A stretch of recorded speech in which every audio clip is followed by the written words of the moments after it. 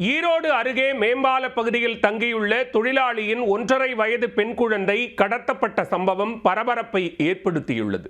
நள்ளிரவில் தூங்கிக் கொண்டிருந்த குழந்தையை நைசாக தூக்கிச் சென்றவர் சிக்குவாரா?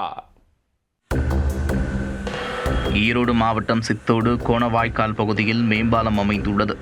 இந்த மேம்பாலத்திற்கு அடியில் வெளியூரைச் சேர்ந்த தொழிலாளர்கள் சிலர் தஞ்சமடைந்துள்ளனர். அதில் ஆந்திர மாநிலம் நெல்லூரைச் சேர்ந்த 3 குடும்பத்தினர் தங்களது குழந்தைகளுடன் வசித்து வருகின்றனர். அவர்கள் தங்கள் வாழ்வாதாரத்திற்காக சீமாறு துடைப்பம் தயாரித்து விற்பனை செய்து வருகின்றனர்.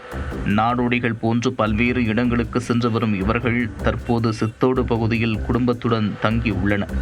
இதில் வெங்கடேஷ் கீர்த்தனா தம்பதி தங்களது 5 மற்றும் 1.5 வயது குழந்தையுடன் புதன்கிழமை இரவு தூங்கியுள்ளனர். காலையில் எழுந்து பார்த்தபோது அவர்களது 1.5 வயது பெண் குழந்தை காணாமல் போனதை அறிந்து அதிர்ச்சியடைந்துள்ளனர். கொசுவலையை அறுத்து உள்ளே தூங்கிக் கொண்டிருந்த குழந்தையை மர்ம நபர் கடத்தியது தெரிய வந்தது. இதுகுறித்து குழந்தையின் பெற்றோர் சித்தோடு காவல் நிலையத்தில் புகார் அளித்தனர். புகாரின் அடிப்படையில் சம்பவ இடத்திற்கு விரைந்து வந்த போலீசார் விசாரணை மேற்கொண்டனர்.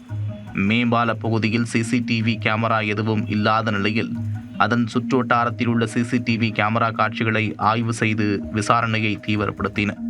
மேலும் அந்த பகுதியில் உள்ள யாரும் குழந்தையை தூக்கிச் சென்றனரா அல்லது குழந்தை கடத்தல் கும்பல் கைவரிசை காட்டியுள்ளதா என்ற கோணத்தில் விசாரித்து வருகின்றனர்.